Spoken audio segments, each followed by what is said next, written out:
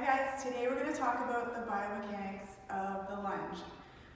We're going to compare the traditional lunge, which has been used for over 100 years, and then I'm going to talk about the new way we teach lunges through functional patterns. So traditional lunges were a huge step forward, and then we would drop down into the lunge, trying to promote building muscle through the quads. Okay? So when we do this huge step out, this does not relate to human movement. So humans have evolved, their muscles have built from walking and running and throwing type movements. So when we take this huge step out here, that is not relevant to human movement. So our new lunge will have a shorter stance. When we step over that big step, okay, there's a lot of pressure in this quad, and that pressure, that tension tends to go out and cause pain in towards the knee. So lunging in this position, I find clients always have either knee pain, either in the front or the back. So the back is compromised too because of hyperflexibility in the back quad. You can also look at my spine. I'll use this to demonstrate a straight spine. Okay, when you're in this lunge, you can tell that my low back is also curved. Okay, the pelvis is tilted forward, and then your upper body is not very stable. You can also look at your center of gravity is shifted more forward, also not good for the body. So I'm going to go over the new way we teach lunges. So again, we talked about this step. As we walk, I'm going to take a little bit of a step, and that's going to be my stance for my lunge. Okay? So it's only about this far apart.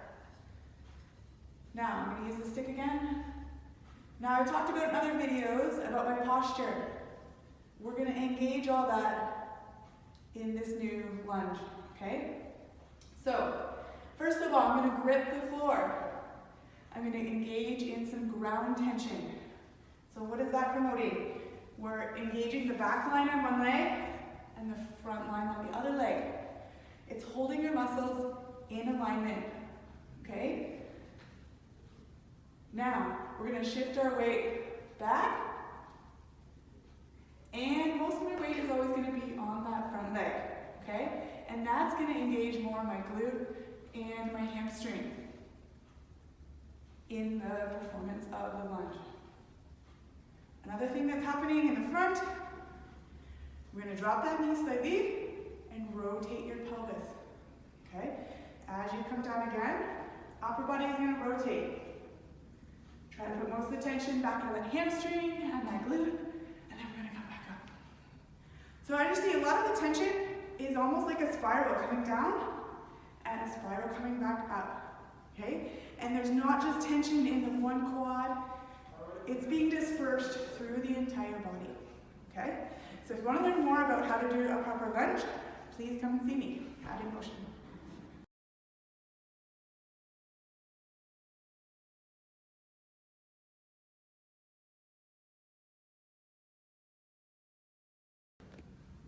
The last thing I want to talk about when comparing the traditional lunge to the new lunge for functional patterns is our dynamic movement.